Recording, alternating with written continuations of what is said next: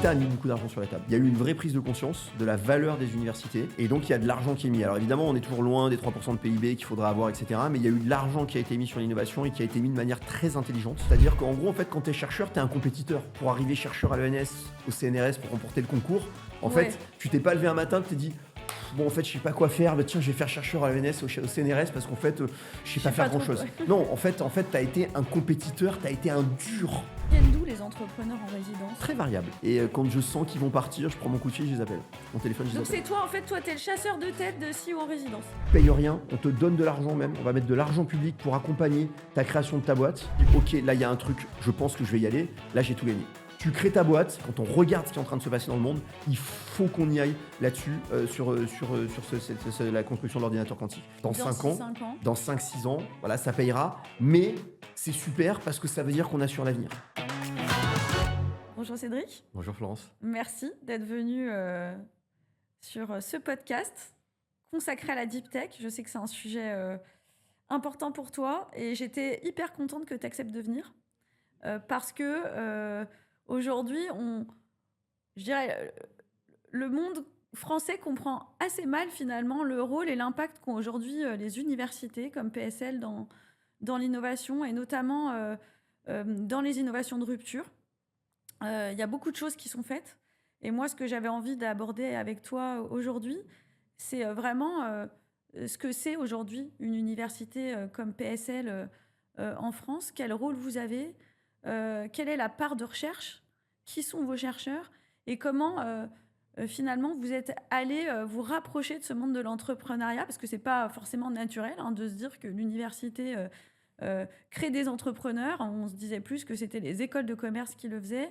Là, il y a un vrai changement de paradigme aussi lié au fait que les enjeux du monde ont changé et qui sont très scientifiques et que on regorge quand même de chercheurs de talent chez nous. Et donc, je suis hyper contente que tu viennes nous raconter ce qu'il y a derrière tout ça, ce qu'il y a derrière la porte. C'est complexe, c'est dense, mais c'est justement l'objectif de t'avoir ici. Donc, je te remercie vraiment d'être là. Et je vais commencer par te poser une question hyper dure. C'est de te présenter. Merci beaucoup Florence.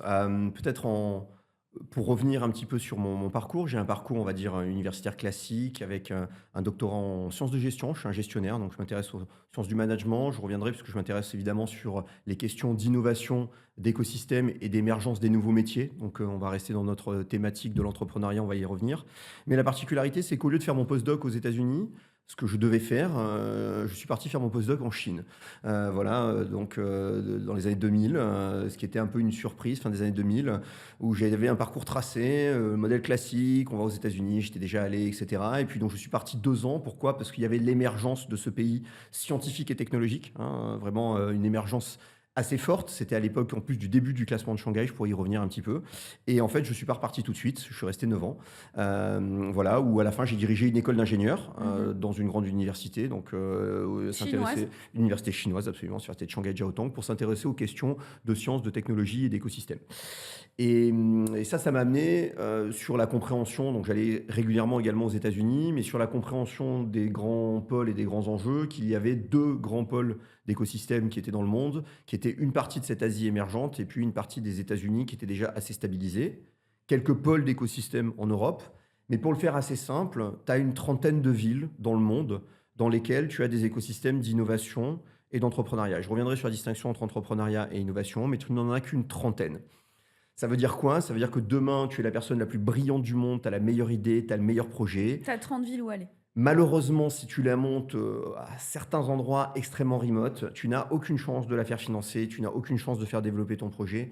Pourquoi? Parce qu'il manque des ingrédients dans cet écosystème, notamment les talents. Les universités en sont des fournisseurs, mais il va te manquer l'accès à la technologie, il va te manquer l'accès au financement, il va te manquer l'accès aux infrastructures.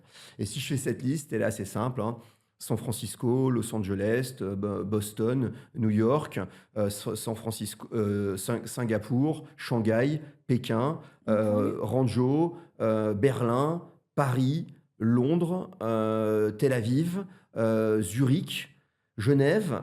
Mais bizarrement, on ne va pas trouver Rome, on va pas trouver Madrid, dans ces écosystèmes. Alors tout le monde fait un peu cette compétition et j'y reviendrai un peu pourquoi est-ce qu'ils reviennent.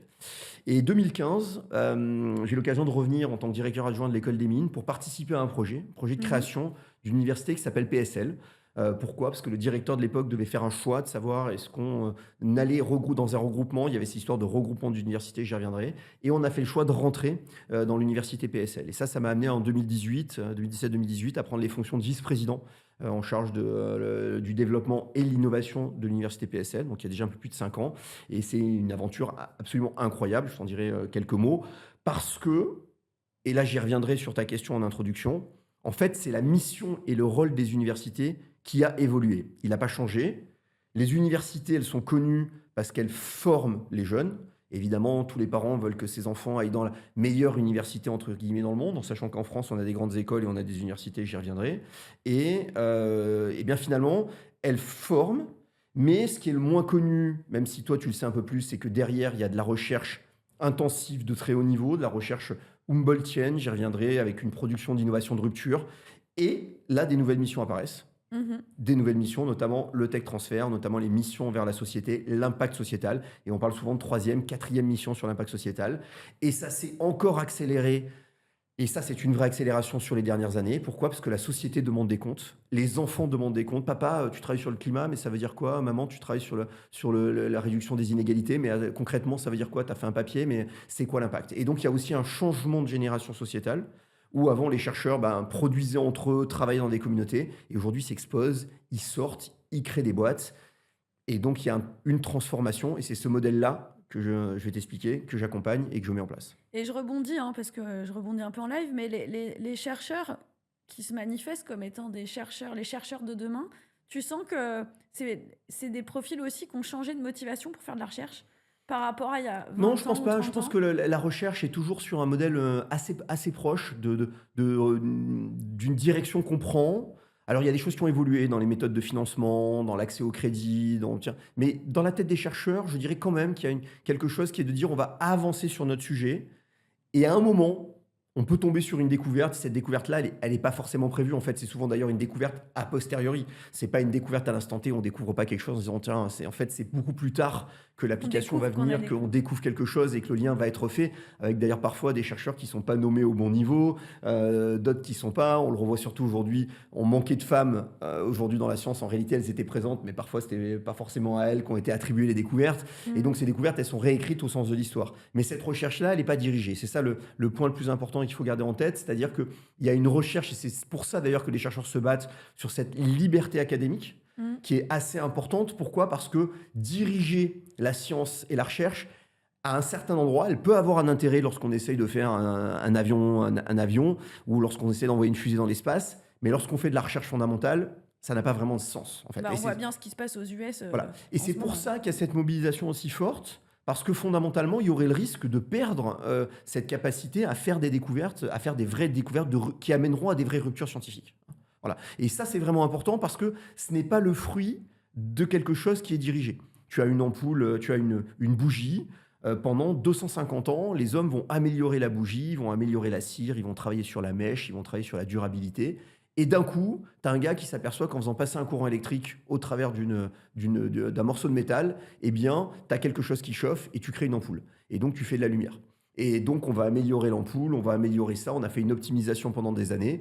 Et un jour, tu as des chercheurs qui vont découvrir eh bien, qu'en faisant bouger un électron, ben, on peut faire une lumière froide, on va faire de la lampe LED. Et ça, c'est un truc qui n'était pas prévu et qui va disrupter complètement l'ampoule électrique. Voilà, ce week-end, j'étais encore en train de changer, j'en ai plus chez moi. Et ça, c'est en 20 ans, eh ben, on n'a plus d'ampoule électrique à incandescence. Voilà. Et ça, c'était pas prévu. Ces innovations-là, elles n'étaient pas prévues. Les conséquences de ces découvertes scientifiques, elles n'étaient pas prévues. Et donc, elles vont amener ça. C'est pour ça qu'il faut continuer à financer de la recherche fondamentale. La problématique que tu vas comprendre rapidement, c'est que comme les écosystèmes sont aujourd'hui mondiaux, tout est connecté, tout est Mmh. développé, eh bien, où est-ce qu'on finance cette recherche? Elle alimente où? Où sont les savoir-faire? Où sont les personnes? En sachant que la connaissance est accessible au monde entier aujourd'hui. Donc ça rebat complètement les cartes, ça rebat tous les enjeux. Et je ne parle même pas des enjeux de défense qu'il y a aujourd'hui sur ces questions-là. Et du coup, bah, toi, tu es vice-président de PSL, donc c'est dense. C'est quoi, finalement, toutes les entités qui constituent une université comme PSL? Quelles sont celles où l'innovation est au cœur des sujets? Enfin, je sais que toi, tu es un agitateur hein, du monde de l'innovation. Tu crées des groupes de travail, tu crées des écosystèmes. Enfin, il est même assez rare de voir une université être aussi active dans un Elle est écosystème. entreprenante. Voilà, vous êtes une université entreprenante et ça, c'est quand même ta marque aussi de fabrique, de lancer des initiatives. Mais derrière PSL, il y a quoi concrètement? C'est combien de personnes? Alors, Euh, c'est quoi les thématiques scientifiques d'intérêt sur lesquelles en fait PSL est reconnu nationalement en Europe et même mondialement? Qu'est-ce qu'il y a derrière ces trois lettres? waouh. Alors, vous avez 4 Ah, heures. tu as 5 minutes. Alors, je vais prendre 5 minutes, je vais le résumer assez simplement. Déjà, il faut comprendre pourquoi est-ce que PSL existe, Paris Sciences et Lettres. En France, il y avait ce système des grandes écoles et ce système des universités. Dans le monde entier, il n'existe que les universités. Et donc, nous C'est sommes vrai. des grandes écoles qui avons décidé de devenir une université. Ce qui semble incroyable, parce que souvent en France, on décriait les universités en disant c'est pas bien, etc. Ben, pas du tout.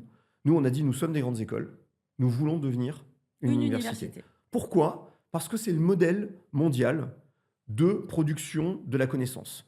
On parle, et ça c'est d'ailleurs assez intéressant, c'est qu'on parle souvent des modèles américains, des modèles anglo-saxons, des modèles chinois, mais en fait les gens n'ont pas vraiment d'idée de comment ça fonctionne.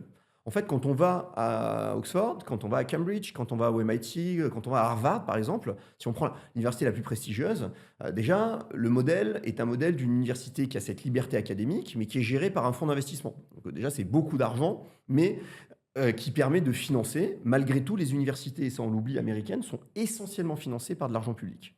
Ce n'est pas parce que les frais de scolarité vont jusqu'à 90 000 dollars que ça ne représente parfois que 30 ou 40% de leur budget. Hein. L'argent, c'est beaucoup d'argent public, d'où la difficulté aux États-Unis. Mais à l'intérieur de ça, il y a des collèges. Ça veut dire quoi? Ça veut dire que tu peux avoir fait la Kennedy School à Harvard, mais tu peux être diplômé aussi d'ingénierie ou d'autres choses, en fait. Et à l'intérieur, ce sont des unités, des sortes de business units Mhm. qui définissent des thématiques. PSL, c'est ça. C'est 15 BU. Alors, évidemment, Alors, pour c'est parler. quoi vos BU du coup, Alors, nos par BU, exemple? c'est 3 écoles d'ingénieurs, Ouais. les mines, le SPCI, chimie. C'est l'école normale supérieure sur la partie sciences et humanité, qui est le produit de l'histoire. C'est l'école pratique des hautes études, qui va faire aussi bien de la biologie que des humanités. C'est l'école nationale des chartes. C'est l'Observatoire de Paris sur la question de l'astrophysique, des exoplanètes, qui est impliqué dans tous les grands projets mondiaux. C'est Paris-Malaquais, école d'architecture. L'ENSAD, l'école de design.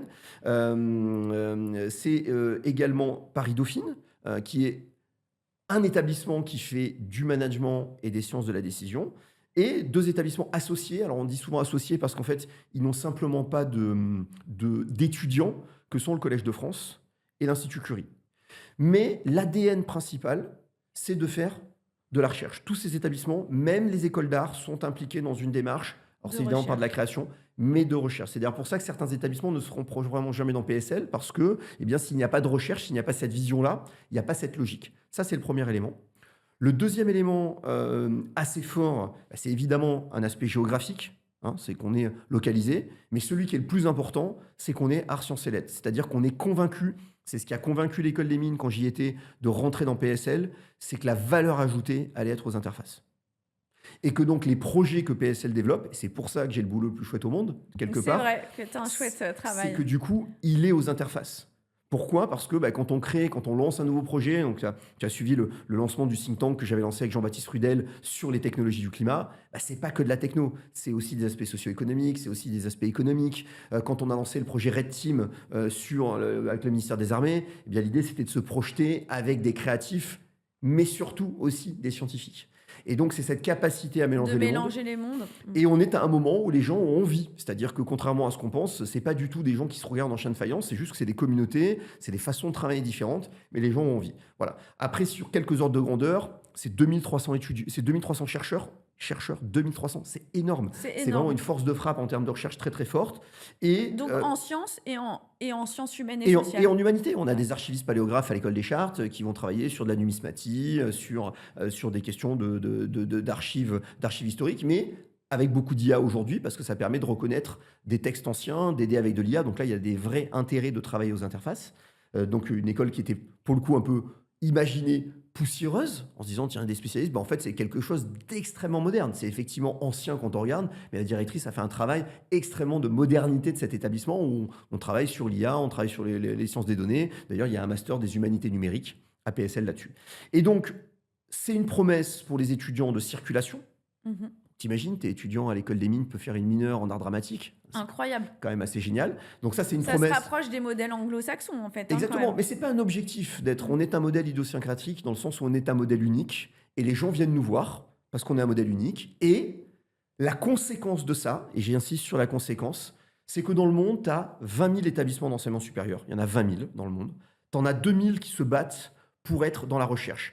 Et tu en as une 500 qui sont classés mondialement dans les classements parce que c'est une façon de se benchmarker. Eh bien, nous, on est dans le top 30, top 40 mondial, systématiquement de tous les classements, ce qui fait qu'on est la première université de l'Union européenne, la première université au niveau mondial de l'Union européenne, depuis que la Grande-Bretagne a quitté l'Union européenne. Voilà. Donc, effectivement, Oxford et Cambridge, mais ce n'est pas les mêmes niveaux de financement. On parle d'1 milliard, en gros, Mmh. d'euros de budget pour nous, quand d'autres sont à 5, 10, 15, 20. Voilà. Donc, avec peu d'argent, finalement, on se tient dans une compétition internationale Et intensive. et intensive, et qui est une guerre des talents. C'est une guerre des talents, des recrutements, de se battre pour recruter les meilleurs. Et donc, il y a un vrai combat. Et donc, voilà, en France, on a encore quelques universités qui sont de rang mondiaux et avec des vrais atouts pour la compétition Est-ce que internationale. cet atout mondial, dans un contexte complexe aux États-Unis, dans le monde de la recherche, ça vous permet aujourd'hui d'attirer des talents qui viennent taper à la Je- porte de la France? Alors, évidemment qu'il y a toujours des gens qui viendront là-dessus, mais tu viens pas, et c'est ça, c'est la logique écosystème qu'il faut comprendre, tu viens pas parce que ton université, elle est la meilleure. Elle vient parce que tu peux scolariser tes enfants à Paris parce que bah, tu as une école anglophone. Elles viennent parce que la qualité de vie à Paris, elle est très très bonne, même si il n'y a pas que se Quoi baigner qu'on dans en la dise. Seine qui va compter. Ah oui, absolument. Et les anglo-saxons vont dire, mais c'est quand même génial de venir ici. Fondamentalement, c'est plus les étrangers qui sont valorisants sur la France parfois que nous-mêmes. On est assez critiques, mais ça fait partie de notre culture. Et donc, tu as besoin d'avoir tout ça. Tu as besoin d'avoir des infrastructures, tu as besoin d'avoir des systèmes qui fonctionnent. On a de l'Internet qui fonctionne, on a de l'électricité qui fonctionne. Euh, Parfois, on peut être surpris de se dire qu'aux États-Unis, bah, ça passe pas, que les routes, bah, il y a des trous. Voilà, donc il y a besoin de ça. Et ça, on l'a aujourd'hui. La difficulté que l'on a et que tu connais, c'est notre capacité à pousser des champions Mm. pour réinjecter du cash dans le système, donc exiter des boîtes qui vont gagner de l'argent et qui vont le réinjecter dans le système. C'est ça qu'on a besoin aujourd'hui et on y reviendra. C'est pour ça que j'ai monté le fonds d'investissement avec Elaya, le PSL Innovation Fund 1, qu'on a monté le 2, parce qu'il fallait avoir cette chaîne de financement. Aujourd'hui, ça semble trivial, mais il faut qu'on ait des boîtes qui se créent, il faut que ces boîtes, elles réussissent, et il faut que les entrepreneurs réentreprennent à partir de ça. Ça veut dire que quand ils ont réussi, il ne faut pas qu'ils disent c'est bon, j'arrête, je crée mon fonds et je regarde les autres mettre de l'argent. Il faut qu'ils participent à ça au travers de À la Startup création Studio, de valeur. à la création de boîtes. Il faut qu'ils construisent cette valeur. Et c'est ça dont on a besoin et c'est ce qui est en train de se passer. Et justement, dans l'imaginaire collectif, le chercheur, bon, il est un peu déconnecté du monde du réel. On sait aussi que c'est un monde un peu à part. On est valorisé, nous on en a beaucoup hein, dans nos équipes hein, qui nous expliquent qu'on est valorisé par le nombre de publics qu'on fait. Enfin, donc les KPI de succès de la recherche sont quand même clairement pas les mêmes que ceux de l'entreprise.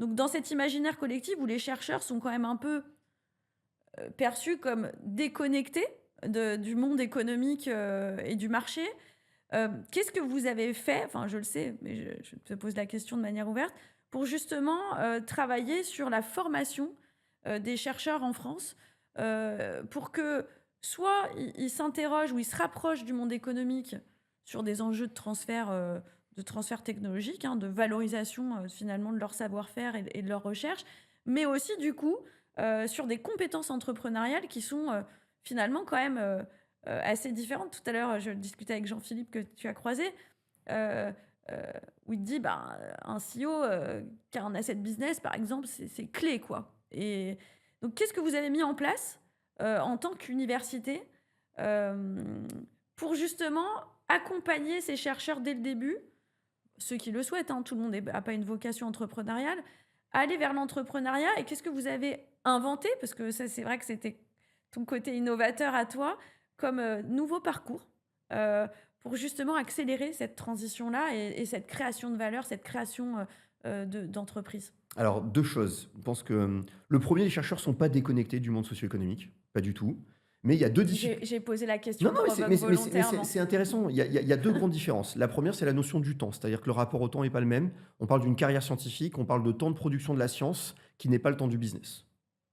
Donc ça, c'est un premier élément, c'est-à-dire que quand on crée une boîte, il y a du cash, à un moment, ça s'arrête. Le chercheur, il n'a pas cette contrainte-là, il va travailler son papier, il va refaire ses expérimentations, il va les recommencer. Donc il y a... Mais c'est aussi une compétence qui peut être utile dans l'entrepreneuriat, c'est-à-dire cette pugnacité, cette ténacité de ce Cette projet-là. résilience. Cette résilience, exactement. Ça, c'est le premier point, qui est un des points qui est élément. Et le deuxième, c'est que quand tu pars dans une vocation de la recherche, dans la plupart du temps, c'est un truc que tu kiffes. Et tu as envie de continuer ta carrière de chercheur. Tu vois, moi, je suis à 80%, je continue à publier, je continue à encadrer les doctorants. Alors, je continue à faire de la recherche parce que c'est génial de voir ce que les autres produisent, d'échanger avec ta Toi, tu communauté. fais de la recherche sur de- quoi? Alors, aujourd'hui, moi, ma recherche, elle est basée, et je pourrais y revenir, mais essentiellement sur l'émergence des métiers entrepreneuriat technologique. Donc, cette émergence, pourquoi? Parce que quand on fait justement émerger un métier, quand on fait émerger une compétence spécifique, bah, il faut s'interroger sur quelles sont les connaissances, les skills et les compétences qu'il faut avoir. Mais c'est pas la première fois que ça apparaît dans l'histoire. Il y a des tas de fois où des métiers ils apparaissent. Par exemple, il y a quelques années, et j'avais monté un master à l'école des mines dans le management des risques et de l'environnement, parce qu'on avait des responsables de l'HSE, de la santé, de la sécurité, de la qualité, de l'énergie qui apparaissaient. Et en fait, on donnait ça au premier venu en se disant, bah tiens, tu liras 2 bouquins. Pas du tout. Gérer les risques, gérer l'environnement, c'est connaître des lois de la thermodynamique, c'est connaître des outils d'évaluation des risques, c'est connaître du droit, c'est connaître les biais cognitifs.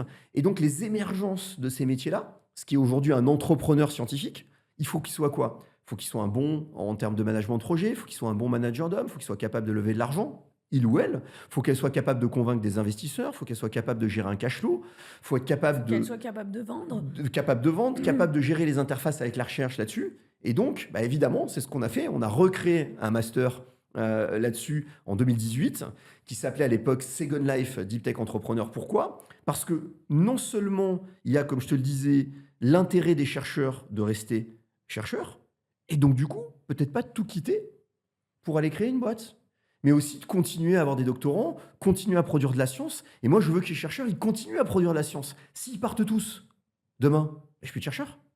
Mm, c'est Donc j'ai vrai. plutôt un intérêt à les conserver, mais à les associer dans les projets. Et donc ce qu'on a fait, et qui a été mon obsession sur les 5-6 dernières années, et maintenant c'est fini, le contrat il est réussi, c'est de créer un Tinder de l'enseignement supérieur, où en fait on allait matcher des profils pour augmenter la surface de contact entre des entrepreneurs, des chercheurs. Mais attention, quand tu fais rencontrer des mondes, bah, il y a besoin de les acculturer d'abord. Donc il y a besoin de prendre du temps, il y a besoin d'expliquer quels sont les points de vue. C'est exactement comme le Tinder. Tu peux matcher sur la première soirée, et c'est pas dit pour autant que tu vas te marier. Il y a quand même quelques étapes entre-temps à franchir, de se dire est-ce que les intérêts de vie, est-ce que la vision sur le long terme, elle est la même, comme quand on fait un pacte d'associés, est-ce que la vision, elle est la même sur les entrepreneurs. Et au même titre que lorsqu'on crée une entreprise scientifique, entre la paillasse et monter une usine, il y a différentes vies, et donc probablement les gens à un instant T ne sont pas les meilleurs acteurs, et il faut être capable de passer la main en bien s'entourer.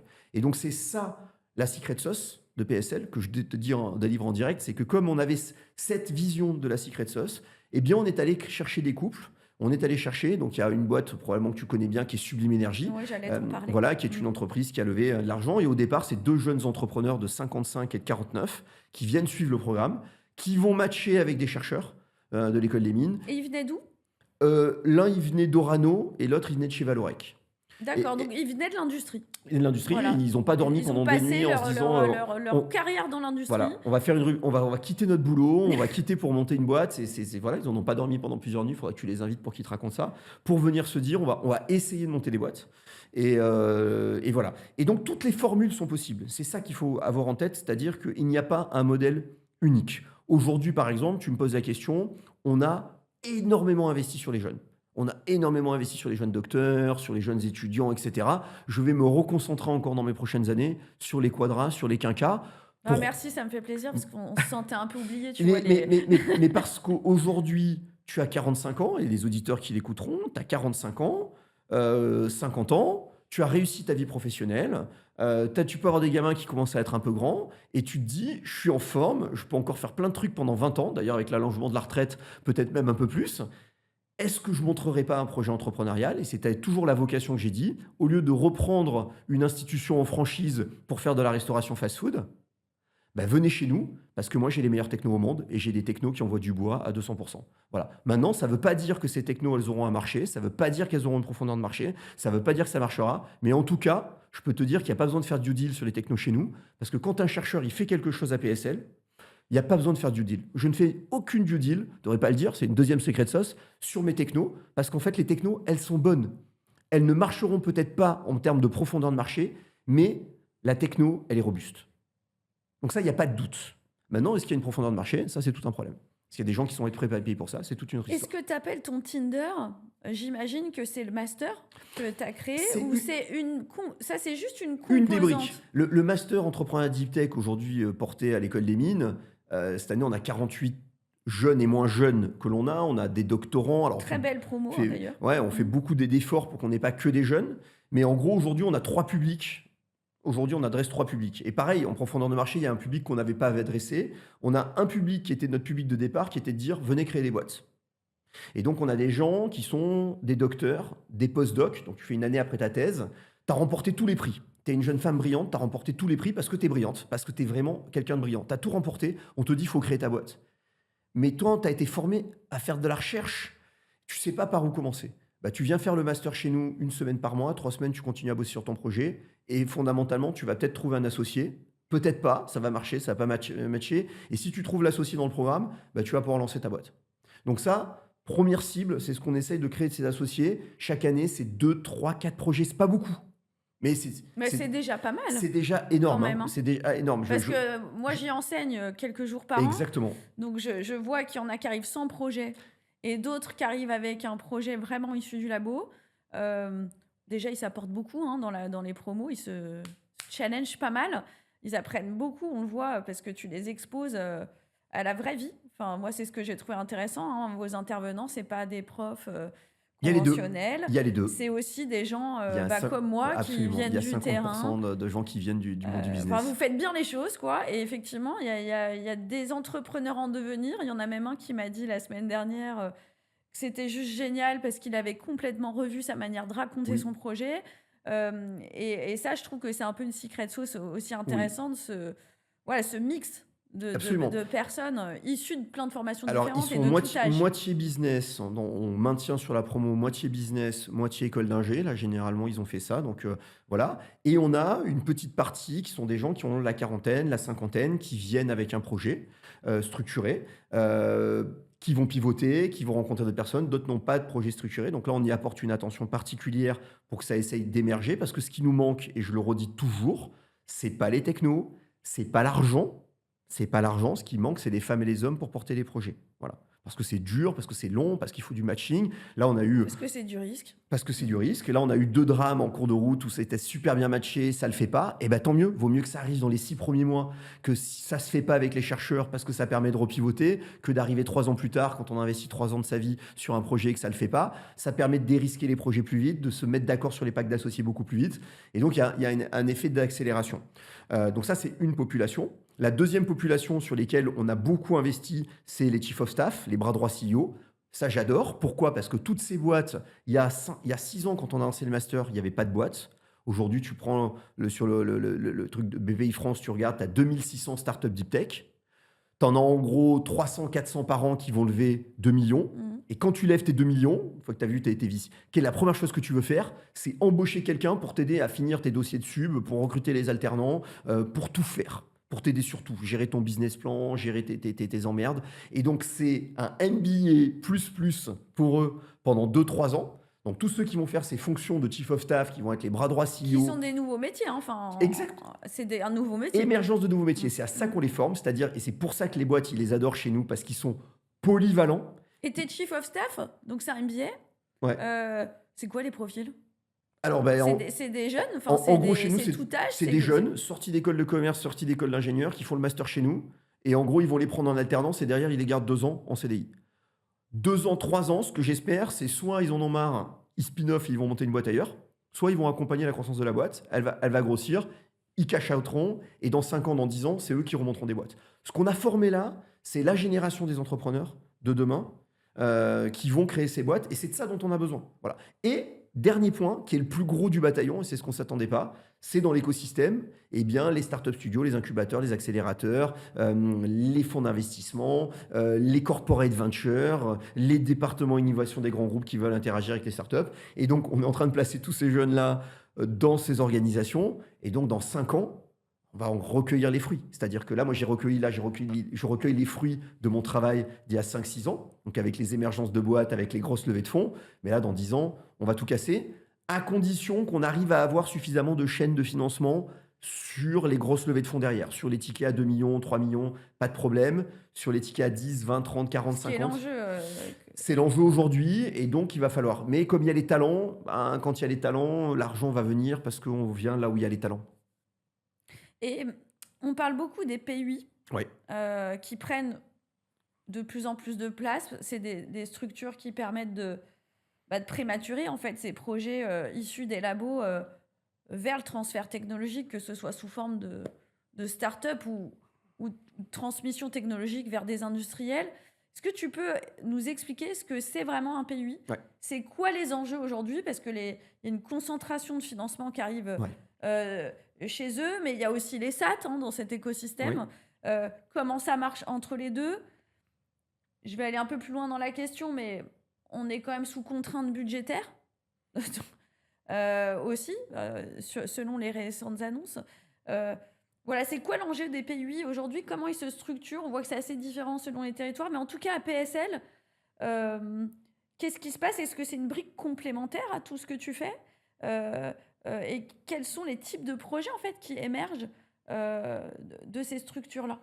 Alors, PSL est toujours idiosyncratique et toujours un peu spécifique dans ces cas. Notre particularité, c'est que notre pôle universitaire d'innovation sur les 28-29 qu'il y a en France, il est à notre périmètre de l'université.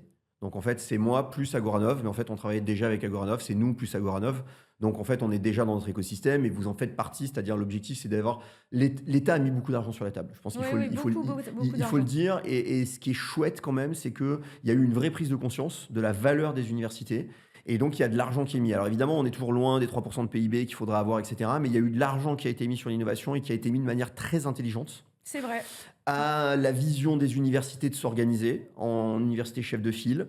Maintenant, on hérite de nos millefeuilles administratifs du passé. Voilà, donc ça, il faut l'avoir en tête. Et donc, il y a une volonté au travers des PUI d'assembler les écosystèmes. Donc, c'est toujours difficile à comprendre. Mais en même temps, tu vois, à PSL, on a fait un modèle innovant. On n'allait pas dégraver le nom du Collège de France pour dire non, écoutez, on va devenir PSL, on va enlever l'école normale, tout est PSL. Non, on a travaillé sur une logique qui est de dire, OK, c'est quoi? Dans PSL, par exemple, il y avait le modèle de l'ESPCI, quand j'ai succédé à Jacques Lévinaire, qui était ce modèle d'essayer de créer des boîtes à partir de la recherche. Et en gros, on a 10 ans d'avance là-dessus et on recueille les fruits parce qu'on a ce mindset qui est de dire aux chercheurs, tu as fait de la recherche, tu as une idée, attention, ne la publie pas, tu la brevettes, tu penses qu'on pourrait créer une boîte, il faut que tu sois dedans, peu importe comment, on verra, on trouvera le CEO, on va t'aider à assembler ça, tu crées ta boîte, tu payes rien, on te donne de l'argent même, on va mettre de l'argent public pour accompagner ta création de ta boîte, et lorsque tu lèveras, on convertira des parts là-dedans. Et donc moi je suis actionnaire des startups, de l'université. Alors évidemment, aujourd'hui, quand tu es actionnaire d'Alice et Bob, quand tu es actionnaire d'Akemia, quand tu es actionnaire de toutes ces boîtes-là, quand tu es actionnaire de Lighton qu'on a introduit en bourse, bah du coup, forcément, la lumière, elle vient. Mais le travail, c'est pas là. Le travail, il a été fait dans les 6-7 années. Donc là, les 4 années de financement qu'on va avoir du PUI, malheureusement, ça payera dans 5 ans, 5 ans. dans 5-6 ans. Voilà, ça payera. Mais c'est super parce que ça veut dire qu'on assure l'avenir. Mais qu'est-ce que ça finance concrètement un PUI? Concrètement, Qu'est-ce que ça fait? concrètement chaque université a choisi sur quoi elle va financer. Par exemple, moi, donc aujourd'hui, si tu veux, dans les financements, par exemple, les PUI, la plupart ne vont pas financer pour certains de la prémat et de la maths, mais probablement ça va le faire aussi, parce que comme il y a des contraintes budgétaires, ça va bouger.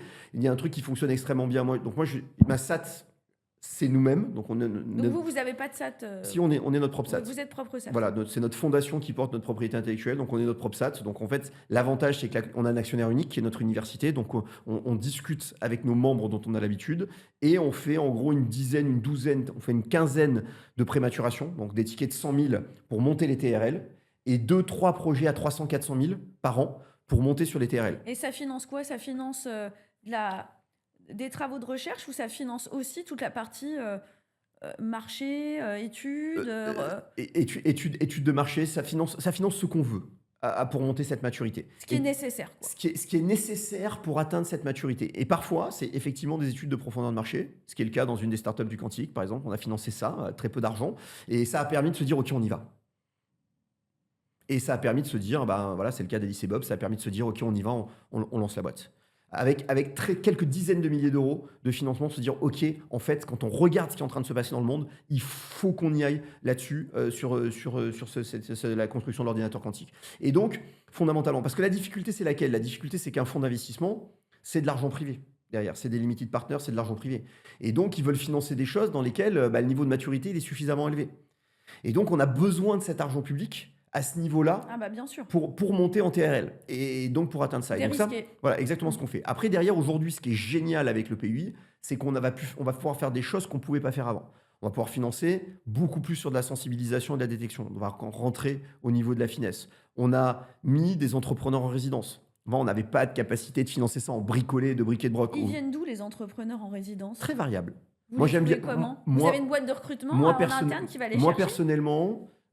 personnellement, à titre perso, je regarde un peu les exits des boîtes et quand je sens qu'ils vont partir, je prends mon coup de fil, je les appelle. Mon téléphone, je les Donc appelle. c'est toi, en fait, toi, t'es le chasseur de tête de CEO en résidence.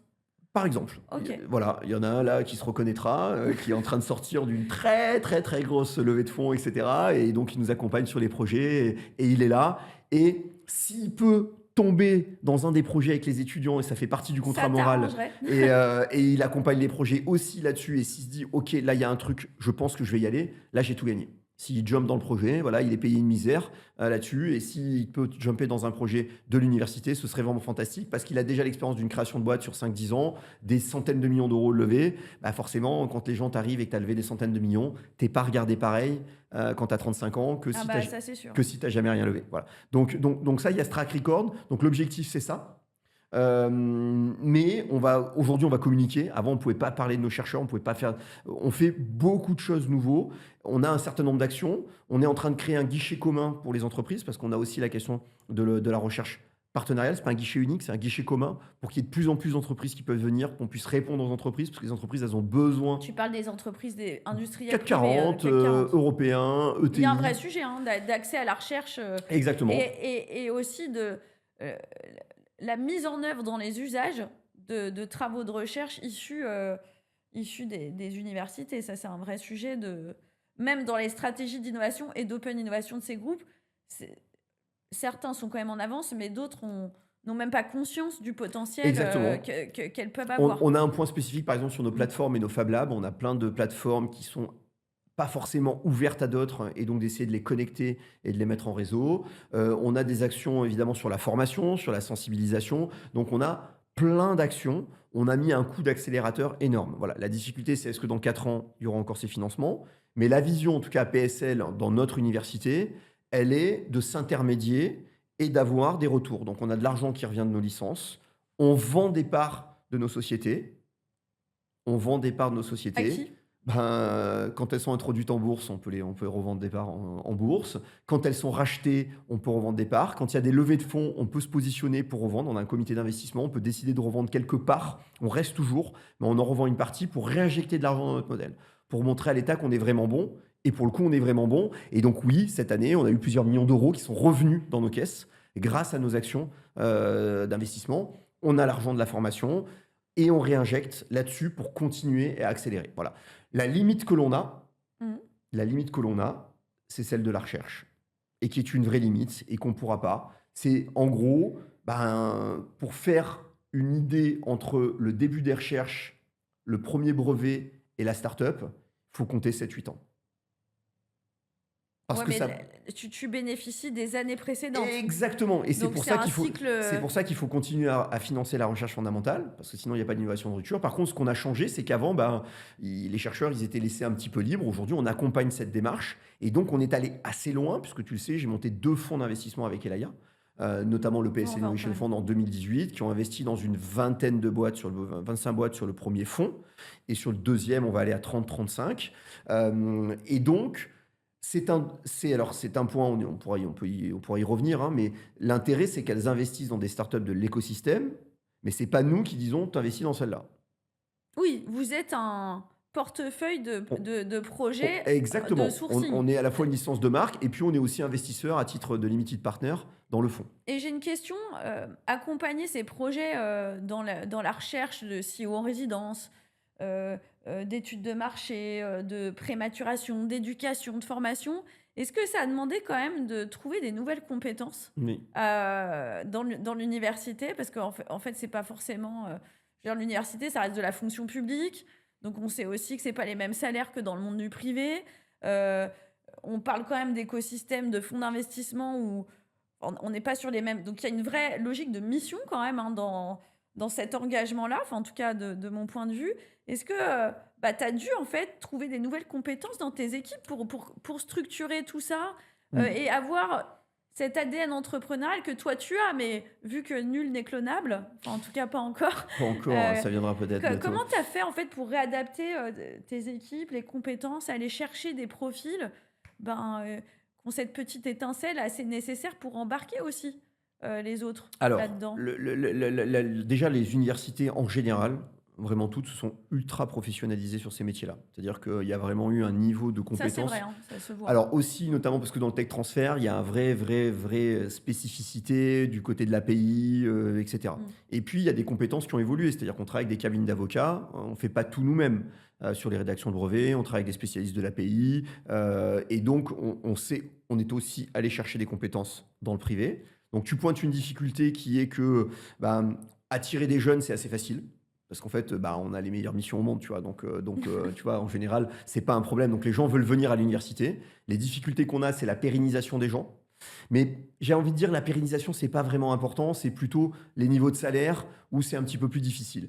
Mais après, moi, j'ai une vision écosystème. Donc, si demain, des gens qui travaillent chez moi, ils vont bosser chez Dynergy, Oui, euh, c'est et, arrivé. et bah, c'est arrivé. Et si après les gens ils reviennent chez moi, Tu as tout gagné. mais c'est une logique d'écosystème. Donc en Mmh. fait, c'est tout gagné. Et en fait, bah, forcément, on se voit en plus de choses, on fait des choses parce qu'il y a cette logique écosystème. Donc il ne faut pas voir ça comme une difficulté, à condition qu'il y ait une profondeur aussi de marché du travail. C'est ça qui compte. C'est-à-dire la difficulté, elle serait si demain, il n'y a plus de gens, on ne peut plus garder les compétences en tech transfert en valo, mais s'ils vont dans des cabinets pays, s'ils vont ailleurs, faut que ça bouge, faut qu'il y ait cette dynamique là-dessus.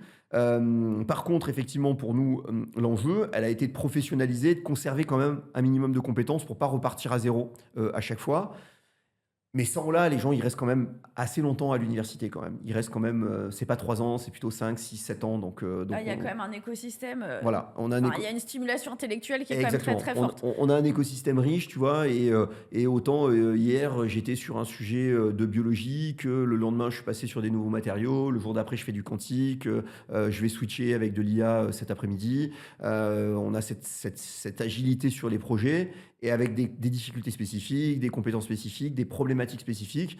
Et donc oui, c'est du tailor-made, hein, quand on travaille avec Elaya, quand on travaille avec le fonds pour essayer de matcher des projets, matcher des personnes, bah, c'est du spécifique. Et alors on va revenir sur cette histoire de fonds, parce qu'en fait, c'est pareil, hein, je pense que le grand public ne se dit pas qu'aujourd'hui nos universités, contribuent à des fonds d'investissement de capital risque en plus, sur de l'investissement dans des startups. Est-ce que tu peux nous dire comment ça marche? C'est de l'argent public, ces fonds, ils viennent d'où? C'est une très bonne question. Heu, Alors heu non, c'est pareil, hein, quand vous vendez, des parts et cetera. En fait, c'est quoi la distinction, entre ce qui est de l'ordre finalement de l'université, dans sa mission universitaire de ouais. formation, et là, c'est l'État, et bah, là, quand on rentre finalement dans le monde purement économique, bah, c'est quoi un fonds d'université en fait? C'est Ça quoi un marche fonds comment? universitaire? Alors c'est une très, très bonne remarque. Donc la question, c'est de savoir, et c'est toujours la même question, c'est qui met l'argent? Qui met l'argent? Voilà, et donc la bonne question et la réponse, ce sont des limited partners Mmh. qui sont privés, à l'exception de la partie de BPI France qui vient abonder, sur le fonds, et du Fonds européen d'investissement qui vient abonder. Le reste de l'argent est de l'argent privé. Et donc c'est de l'argent de limited partners qui sont des family office, qui sont des groupes industriels avec lesquels on travaille, qui disent: «Voilà, on met des tickets entre 1 et 5 millions». Voilà, et puis des fondations de droit privé comme la nôtre qui mettent un ticket. Évidemment, qui n'est pas du montant. On aimerait beaucoup, comme les universités américaines, et je pourrais y revenir parce que c'est la grande Intéressant, force des intéressant. universités Mmh. américaines, c'est de pouvoir dire, quand tu gères 70 milliards, que tu es Stanford, que tu es Berkeley, pas Berkeley, parce qu'elle est publique, mais elle a quand même un gros endowment, mais quand tu es Stanford ou Harvard et que tu gères plusieurs dizaines de milliards, dans ta gestion de ton portefeuille, bah, en gros, tu peux te permettre de mettre quelques milliards à ultra risque. Et donc, en fait, ils ont même pas de problème de gérer leurs fonds universitaires parce que chaque année, bah, il y a quelques milliards dans la politique à risque qui va là-dedans pour pouvoir investir dans les startups. Il vient là l'argent.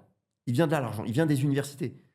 De manière assez incroyable. Alors que nous, nos universités n'ayant pas d'argent, quand moi je vais mettre un ticket, bah, il va être faible. Voilà, je ne vais pas communiquer sur le montant, mais tu te doutes que il C'est est pas un milliard, quoi. C'est pas un milliard. c'est pas un milliard. Sur un fonds, notre premier fonds qui a fait 76 millions, il en fait pas 76, tu vois. On est très minoritaire. Mais aujourd'hui, avec la démonstration du premier fonds, comme on sait que le TRI sera bon et que nos retours seront bons parce on a fait des belles exits dans ce premier fonds, bah, sur le deuxième, j'ai pu convaincre mon conseil d'administration de ma fondation de mettre un peu plus sur de l'argent à risque. Et voilà, donc le deuxième fonds fait un peu plus, il va clôturer, on a un peu plus de 100, il va clôturer à 150. Mais parce que, pourquoi on fait un deuxième? Mmh. Le PSL Innovation, parce que le premier, il est fini. Mmh. C'est-à-dire que notre période d'investissement Et terminé. est terminée dans les startups. C'est-à-dire qu'on a fait nos 25 lignes.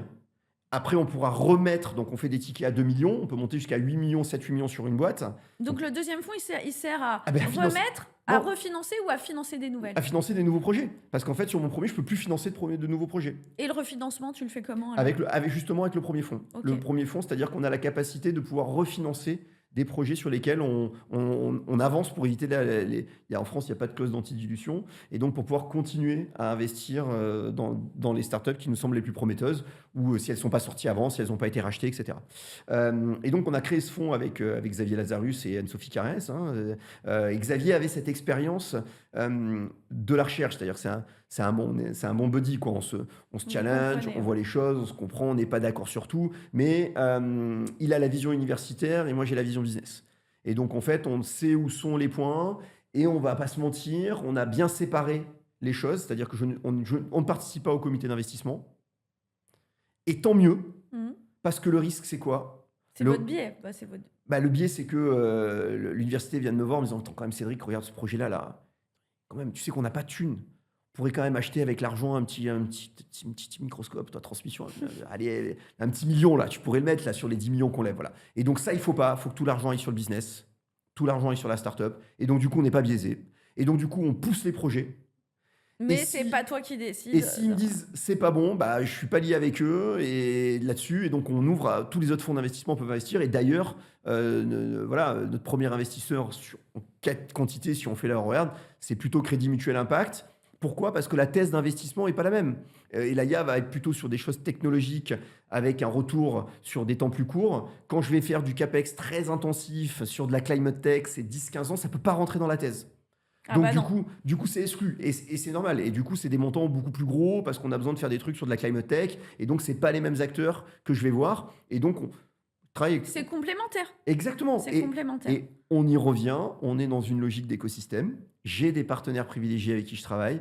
J'ai des partenaires avec qui on a fait des trucs, on a créé des projets. Et l'intérêt, c'est l'intérêt du PUI, c'est que l'écosystème soit là. Et donc la différence aujourd'hui, je pense que c'est notre succès à PSL, c'est que les industriels viennent, les fonds d'investissement viennent, les gens nous connaissent et ils viennent nous voir et ils sont les bienvenus. Il y a le café dans mon bureau, il y a du thé, il y a des tisanes, il y a Oui, tout. puis vous avez aussi des étudiants un peu partout. Enfin, ce qui vient contribuer à cet écosystème, parce qu'il y a quand même pas mal d'événements Bien sûr. qui les agrègent, dont on fait aussi partie. On Mais fait bosser les étudiants. voilà, vous voilà. faites bien. Nous aussi, on les fait bosser Voilà, d'ailleurs. les et étudiants. ils sont Mais- autonomes et ils organisent ces conférences, ces questions, ces événements. Effectivement, il y a beaucoup de choses, Ouais. même parfois même trop là-dessus. Probablement, sans faire un scoop, le forum Deep Tech ne sera peut-être pas en juin, parce que juin, c'est vraiment un mois Ouais, mais on a déjà vu. voilà, avec, trop chargé. tout à fait. Mais il y a, non, il y a une vraie logique aujourd'hui d'écosystème. Donc ça c'est gagné. Ça, c'est gagné. C'est à la France, elle a remporté la bataille. Voilà. Donc pour moi, c'est gagné. Cette partie-là, elle est derrière nous. Le financement early stage, alors je ne dirais C'est pas bon. trop fort, il est derrière nous. Il n'y a pas de problème. Maintenant, c'est l'accélération. Voilà. là. Maintenant, il faut scaler les boîtes. Il faut que les entrepreneurs qui montent des boîtes en montent d'autres. Il faut qu'on ait de l'argent assez gros qui vienne. Et donc, les enjeux sont en train de se déplacer un petit peu là-dessus. Et c'est pour ça que l'université a son rôle encore à jouer. C'est pour ça qu'on a sorti un rapport sur le financement des universités, parce qu'on veut être encore au cœur du réacteur sur les étapes d'après, notamment sur les fonds plus importants. Et vos belles histoires, si tu dois nous raconter des belles histoires, il y a Sublime dont tu as parlé, mais qui sont issues finalement de tout ce parcours, de la richesse de ton écosystème, des fonds Il directs et indirects. il y en a plein. Je pourrais te Tu, citer ça serait laquelle que tu auras envie de Maximilien raconter? et Emmanuel d'Akemia que je salue. Je pourrais te citer Théo d'Alice et Bob. Alors pourquoi ce sont des belles histoires, toutes? Parce que quand tu les vois, quand tu vois Maximilien et quand tu Maximilien Lévesque, quand tu vois Théo Péronin, tu te dis, mais ces gars-là, ils n'ont pas été chercheurs. Tu vois, c'est pas possible, quoi. Je veux dire, c'est pas le même. Et en fait, ils ont chacun des singularités, des histoires individuelles qui font que Maximilien, je sais que c'est toi le CEO, hein, si tu m'entends. Et donc, il a basculé dans la peau. Il a changé la veste. C'est-à-dire qu'il a changé la Il veste. a changé de posture. Il a changé de posture, mais en même temps, il a capitalisé sur ses compétences de chercheur. C'est-à-dire qu'en gros, en fait, quand tu es chercheur, tu es un compétiteur. Pour arriver chercheur à l'ENS, au CNRS, pour remporter le concours, en Ouais, fait, tu t'es pas levé un matin, tu t'es dit, bon, en fait, je sais pas quoi faire, mais tiens, je vais faire chercheur à l'ENS, au CNRS, parce qu'en fait, je sais je pas sais faire pas trop quoi. grand-chose. Non, en fait, tu as été un compétiteur, tu as été un dur pour arriver là, tu vois. C'est vrai, c'est un monde difficile. Et t'as été un sélectionneur et t'en as laissé plein derrière, en fait. C'est ça que les gens, ils oublient. Par contre, il y en a pas qui ont cette capacité de dire, en fait, c'est ça ma force. Et donc, je vais l'avoir là et je vais avoir la niaque en tant que chercheur. Et en fait, lui, il a réussi à faire le switch. Et quand tu l'écoutes parler, t'as jamais pensé qu'il était chercheur au CNRS. Voilà. Alors, le seul problème de ça, c'est que du coup, il ne fait plus des super brevets, des super technos parce qu'il est passé de l'autre côté. Et en même temps, c'est une boîte fantastique et c'est une histoire fantastique. C'est un chercheur fantastique. C'est une équipe fantastique. Il a trouvé une binôme fantastique. Voilà, c'est une belle histoire. Théo, c'était un chercheur fantastique, mais il venait d'un écosystème dans lequel il était dans un écosystème où dans la famille, ça parlait entrepreneuriat. Donc il avait cette sensibilité-là. Voilà. Mm. Dans le cadre de Sublime, le chercheur, il n'est pas venu en disant je quitte tout, il est resté chercheur. Les équipes du CES, du Centre énergétique et procédés de l'école des mines, ils continuent à publier et à cracher du brevet et à cracher des technos. Voilà, et leur brevet sur la sublimation, donc en gros, pour faire simple, tu mets de la merde de cochon dans un méthaniseur et tu récupères directement du biométhane. Ouais. Et en gros, au lieu de le connecter au réseau, bah, en gros, tu le fous directement dans ton camion. Voilà. Et donc, ça veut dire que tu décentralises la production d'énergie.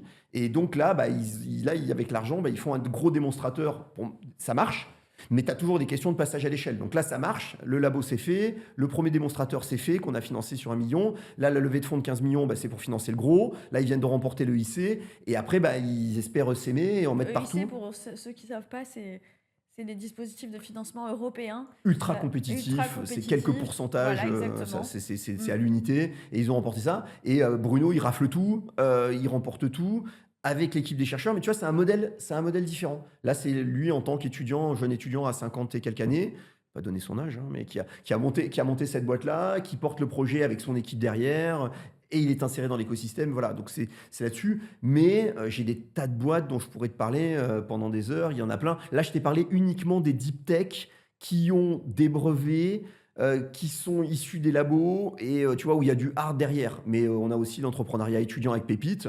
On a des Mhm. boîtes fantastiques avec nos étudiants et qui cartonnent. C'est aussi un mindset. Dans les 80 boîtes qu'on crée par an, t'en as qu'une vingtaine qui sont réellement deep tech. 80 boîtes par an, c'est quand Ouais, même beaucoup, hein. ouais, mais il y a toutes les boîtes des étudiants. Oui. Il y en a qui vont Et vendre des rhums arrangés, je les salue d'ailleurs.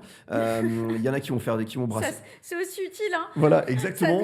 Il y en a qui vont brasser de la bière, mais tu as des étudiants comme ceux qui ont fait Yes Park, par exemple, qui sont passés par le dispositif Pépite, et voilà, qui sont des entreprises qui font du cash, qui marchent bien, qui avaient un moment qui n'avaient pas levé, maintenant ils ont décidé de lever très sur le tard.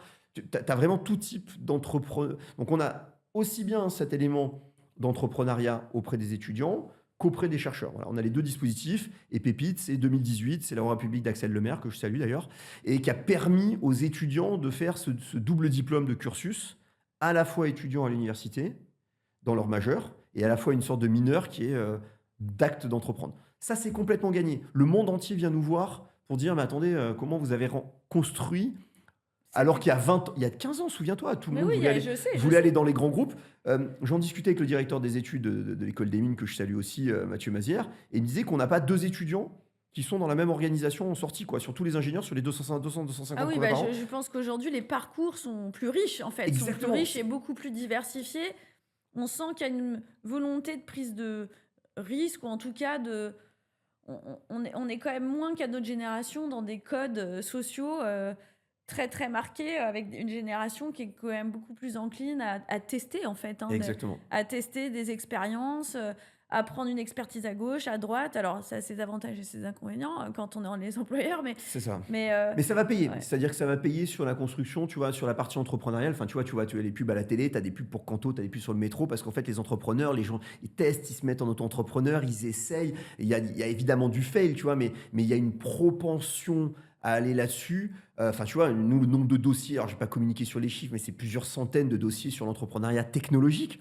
Je veux dire, on fait les entretiens. Voilà, il y a vraiment une appétence pour ça. Et je te parle même pas de l'entrepreneuriat en général. Tu vois, quand tu regardes le nombre de masters en entrepreneuriat, de formations qui sont ouvertes sur les années, parce que la demande est là. Et donc ça, c'est génial. Et moi, j'ai pas mal échangé avec des entrepreneurs de la deep tech qui sont plutôt sur cette phase que tu disais encore critique, cette phase d'accélération, au moment où ils peuvent installer des usines, des sites de production, où beaucoup te disent il y a un vrai sujet sur les filières de compétences industrielles, euh, les métiers de la supply chain, euh, des typologies de compétences dans la santé qu'on retrouve que dans certains territoires, ce qui les pousse d'ailleurs à partir de l'Île-de-France pour aller chercher des compétences alors qu'ils sont pas du tout celles qu'on va retrouver dans l'écosystème parisien et dans Absolument. les grandes écoles et qui sont surtout pas des jeunes, qui sont à l'inverse plutôt des profils qui sortent de l'industrie. Alors Sublime, c'est un exemple de Bah, créateur, mais c'est vrai que comment toi, en tant que PSL, t'adresses cette cible de gens qui vont être clés pour l'accélération de ces boîtes-là. Parce qu'en fait, créer la boîte, la sortir du labo, pour moi, c'est une partie de l'histoire. Et après, il y a la partie de l'histoire de se dire, OK, maintenant, j'ai quand même un produit peut-être industriel, je dois faire une chaîne de production. Et là, c'est même plus les mêmes équipes, quoi. Tu vois, le alors, chief of staff qui a 30 piges, c'est pas forcément lui qui est le bon gars pour travailler le process industriel, se dire qu'est-ce que je fabrique moi, qu'est-ce que je fabrique pas moi. Euh, c'est pas non plus lui qui va peut-être aller faire du lobbying dans certaines régions pour qu'il y ait des filières qui se maintiennent en fait en termes de compétences. Est-ce que toi, du coup, ça t'ouvre des champs finalement d'ouverture de formation euh, à des acteurs type industriel qui pourraient emmener certaines de leurs compétences bah, euh, vers le transfert de compétences finalement historiques du nucléaire, de l'énergie. Enfin, on Alors, a beaucoup de savoir-faire en il y France. a deux éléments où tu as complètement raison. La première, c'est qu'effectivement, il faut faire apprendre aux entrepreneurs qu'ils seront peut-être pas les bons à un certain moment. Ils peuvent l'être, mais c'est pas le cas, et qu'en tout cas, c'est d'autres métiers. Donc là, tu as un très bon exemple. Dans le master, par exemple, on a un cours sur la construction d'usines, assez court parce qu'on ne peut pas tout faire. Ouais, tout à fait. Mais la question, elle est de dire comment est-ce que tu bâtis une usine. Et ben, donc les gens, ils découvrent qu'en Europe, parce que c'est une réglementation Tout européenne, à hein, fait. il faut un permis pour bâtir une usine, tu vois. Et donc ton permis, c'est un dossier d'autorisation. Et ben ton dossier d'autorisation, il faut faire des ASOP, il y a un dossier à remplir. C'est un Et savoir-faire, en fait, quoi. c'est un savoir-faire. Et donc, on a quelqu'un du oil and gas qui s'occupe de ça, un professeur qui s'occupe du oil and gas dans le programme, qui lui fait des plateformes, qui évite que les plateformes elles explosent, etc., qui leur explique comment monter des usines, parce que c'est son métier. Et la semaine dernière, il était avec d'autres acteurs industriels en train de discuter, de les accompagner pour travailler là-dessus, parce que c'est cette compréhension. Mais le plus tôt tu l'as acquis, le plus tôt tu as cette information, au plus tu seras en capacité de D'anticiper l'anticiper de qui tu as besoin dans ton et équipe. pas te prendre le mur en mode ah merde, j'avais pas pensé qu'il y allait avoir 2 ans de décalage et que ces 2 ans de cash, je les ai pas devant moi sur le temps de monter mon usine. Voilà, et donc peut-être qu'avant, il faut que je l'externalise, que je fasse avec d'autres, etc. Donc ça c'est un des points importants. Et puis, enfin, pas avoir peur des mots, hein. Moi, mon boulot, c'est quand même. Il y a mon boulot à l'université PSL, mon boulot en tant que, j'allais dire, agent de l'État, c'est de réindustrialiser le pays. Donc il faut réindustrialiser le pays.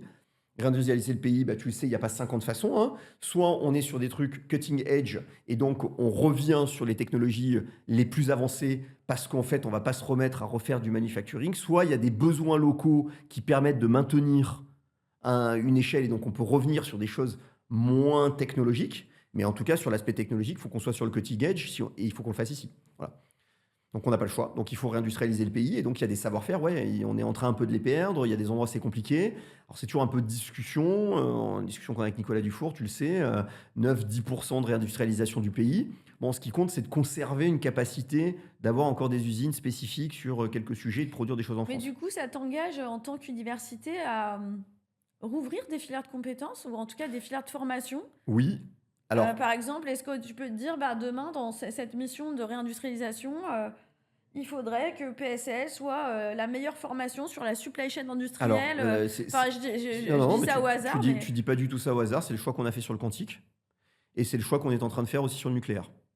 Voilà, à se positionner, mais sur un bout de la chaîne de valeur, tu tout vois. à fait, tu peux pas tout faire. Ça, Mais c'est pas tout faire, tu vois, mais sur la chaîne de valeur du nucléaire, on s'aperçoit qu'on a perdu beaucoup de compétences. On a encore quelques chercheurs exceptionnels à Chimie Paris, vraiment qui sont au top du top sur le domaine. Il en reste quelques-uns à droite à gauche, et donc on est en train d'essayer de consolider ça pour conserver un savoir-faire de ce côté-là. Il faut choisir ses combats. Ça, c'est souvent le problème de la France si on veut tout faire, tout embrasser. Il faut choisir quelques endroits, quelques nœuds dans l'écosystème dans lesquels on pourra être au top du top.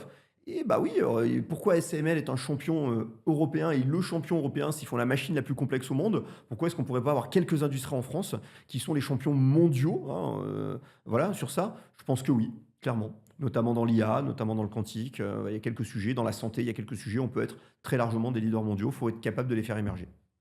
et justement, il nous reste quelques minutes pour échanger. Tu as passé 10 ans en Chine, donc j'imagine que tu y retournes et que tu regardes ce qui se passe.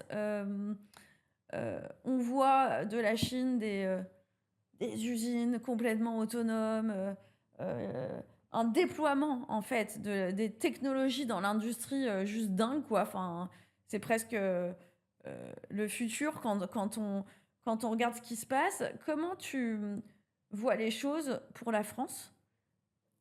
Étendons à l'Europe parce que l'enjeu il est quand même plus européen. Mais au regard de l'accélération de la Chine, c'est quoi ce qui fait la différence de la Chine par rapport à nous? Alors, au-delà de la taille, hein, bien Alors, sûr, mais on pourrait prendre un podcast entier là-dessus. J'y étais il y a quelques semaines. bah, je te réinviterai. Parce que voilà, c'est pas tout d'être sinophone, sinologue, d'être apprécié la Chine, il faut y aller pour sentir Pour comprendre. pour comprendre. Et d'autant plus quand un pays où finalement on a assez peu d'informations en France, on a assez peu d'informations sur ce qui se passe, donc c'est important d'aller voir. Aujourd'hui, ils sont capables de tout industrialiser. D'accord? Ils sont capables de faire toute la partie robotique, les robots, tout ça. Ils sont capables de tout produire. Donc, si tu veux produire quelque chose, ta chaîne de valeur, tu as plutôt un intérêt, c'est terrible de dire ça, de la mettre là-bas. Pourquoi? Parce que si tu veux bouger quelque chose à moins de 5 minutes, tu as le fournisseur à Shenzhen qui est présent et donc tu peux builder Donc, ça, c'est perdu sur cette partie-là. Maintenant, il ne faut pas oublier qu'on est dans un moment de polarisation du monde, de relocalisation. Et donc, du coup, il va y avoir des intérêts à relocaliser des choses pour des questions de supply chain, pour des questions de souveraineté, parce que c'est fini, mais c'était déjà quelque chose qui était avancé, qui était lancé dans les années 2000. Là-dessus, il y a déjà de la re-régionalisation des choses. Donc par contre, il va falloir faire ses choix sur ces filières industrielles et se dire où est-ce qu'on veut être. Et là, Et il où va est-ce qu'on falloir... peut être meilleur, en fait? Clairement, Ouais. sur plein de sujets, on peut être bon. Oui, pas sur tout, c'est pas possible. Aujourd'hui, le pilotage industriel, non, ils font ça mieux que nous. Je veux dire, faut être lucide. Par contre, il y a des briques technologiques sur lesquelles on peut être. Il y a des enjeux. Si on prend ASML, par exemple, qui font ces machines-là, bah oui, ils peuvent le faire en continuant à garder cet écosystème. Donc, on sera soit sur des choses très, très cutting edge, tu Mhm. vois, ce que les Américains n'ont pas. Ils n'ont pas la 5G, les Américains, tu vois. Ils n'ont pas de capacité de faire de la 5G, tu vois. Ils n'ont pas ça, les Américains. En Europe, on a ça. Il y a Ericsson, il y a Nokia, mais les Américains l'ont pas. C'est pour ça qu'ils sont fâchés avec les Chinois. Donc, il y a des choses sur lesquelles on peut être cutting edge. ASML, c'est néerlandais. Le patron, c'est un Français quand même. Et c'est une technologie où on fait sa machine la plus complexe au monde, qui fournit TSMC, qui fournit Nvidia, etc. Donc, il y a quand même une capacité à faire des trucs en Europe. Donc, oui, il faut les choisir. On a aujourd'hui un atout majeur avec l'IA, on a les talents, on a l'électricité pas chère, on a la capacité de faire des data centers, on a une production d'énergie nucléaire, quand même des atouts. Donc il y a probablement des trucs sur lesquels on peut, il ne faut pas perdre espoir. Voilà, la difficulté, c'est d'être capable de réinjecter de l'argent dans un moment où il n'y en a pas. Mais voilà, le monde aujourd'hui, les choses changent, tu vois. Les chercheurs, ils n'ont pas forcément envie d'aller aux États-Unis, tu vois, alors Mhm. qu'avant, c'était le grail absolu, le holy grail d'être aux États-Unis, tu vois, d'être chercheur aux États-Unis. Bah, aujourd'hui, en fait, finalement, être chercheur en Europe, c'est plutôt sympa. Être un entrepreneur en Europe, voilà, il y a plein de difficultés dans notre pays qu'on connaît. On a Ouais, mais il y a quand le même aussi diagnostic. un territoire qui accompagne quand même beaucoup la prise de risque et le lancement, plus Et- qu'ailleurs, hein. On a quand même de la chance, hein. Exactement, on a touché la Ouais. culture entrepreneuriale, on connaît que là il va falloir maintenant des fonds mezzanine, il va falloir accompagner là-dessus, il va falloir aider les entrepreneurs. Il y a encore un côté où peut-être sur le rapport financier, Je pense qu'il y a vraiment, pour moi, un des leviers dans lequel où si on est une start-up, c'est cool, si on est un grand groupe, c'est moins bien. Je veux pas qu'on ait des ponicornes, je veux vraiment qu'on ait des boîtes qui déboîtent tout, qui rentrent au CAC 40, qui fassent du cash et que ce cash soit réinjecté dans le système, hein. Donc c'est vraiment ma Oui, puis vision c'est des mondes qui se personnelle. complètent, hein, le grand groupe, la start-up, enfin, il y a quand même de belles histoires qui sont issues d'essaimages, Mais bien en fait, sûr, et qui sont issues de... mais tu prends le dernier Voilà. entrée du CAC 40 Eurofins, c'est 30 ans. Et c'est parti sur un brevet de la chaptalisation du CNRS là-dessus. Voilà, donc aujourd'hui, c'est une boîte du CAC qui crache et qui fonctionne ultra bien, Mm. 60 000 collaborateurs dans le monde, etc. Et donc, du coup, il n'y a pas de raison qu'on ne puisse pas en faire plein d'autres. Voilà, il n'y a pas de raison. Il y a pas de raison. Juste on se mette les barrières psychologiques à se dire, OK, il faut voir grand, il faut aller grand. Et donc, c'est pour ça qu'on a besoin d'avoir aussi cette famille, cette génération d'entrepreneurs aujourd'hui qui auront cette vision mondiale et pas simplement Euronext qui ont envie de voir grand. Mais ça, on est en train de les avoir. Donc, moi, je suis hyper optimiste sur l'avenir. Et bah, c'est un beau mot de la fin. Quel message, en fait, tu as envie de laisser à la fin de cet épisode à l'écosystème? Ça peut être un coup de gueule, ça peut être bah, un message d'optimisme, ça peut être une reco. Tu as envie de dire quoi pour conclure? Il n'y a pas de meilleur moment pour entreprendre qu'aujourd'hui. Je disais déjà ça il y a 1 an, je disais déjà ça il y a 5 ans. Il n'y a pas de meilleur moment pour entreprendre qu'aujourd'hui. Et surtout, il n'y a pas d'âge. Et ça, c'est un des points assez clairs, hein. Les études aux États-Unis, elles montrent que les success stories, elles sont plutôt après 45 ans C'est vrai. en termes D'ailleurs, d'éléments. j'y pense, là, je vais... Et ben voilà. La seule chose qu'il faut savoir, c'est que c'est dur, c'est que c'est 100%. Voilà, quand on est dans un projet entrepreneurial, il faut être à 100%, c'est une difficulté. Mais on peut être aussi avec des entrepreneurs, partager aussi des choses et s'engager dans un pacte d'associés en participant, en étant business angel. On peut participer d'une façon ou d'une autre à cet écosystème. Mais il y a 45 ans, c'est un bel âge pour commencer à entreprendre. Merci Cédric, Merci beaucoup. et merci pour tout ton engagement sur cet écosystème que tu agrèges beaucoup, en fait, hein. Euh, euh, Au-delà, je dirais, de la mission presque. Donc, merci beaucoup d'être venu sur cet Merci à toi pour épisode. cette invitation. À Merci beaucoup. bientôt. À bientôt.